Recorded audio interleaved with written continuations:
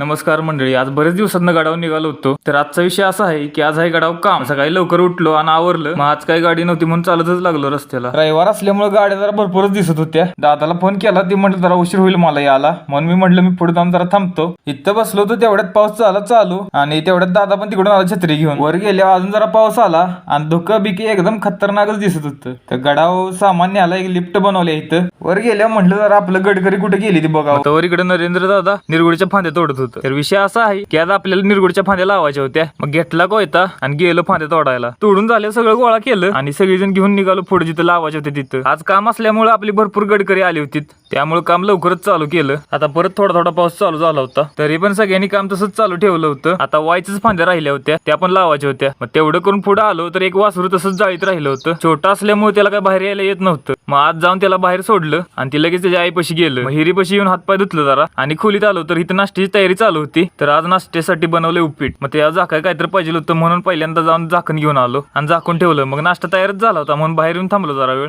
सगळ्यांचं झाल्यावर मी पण थोडा नाश्ता घेतला. मग सगळं झाल्यावर एक फोटो पण काढला आणि निघालो घरी.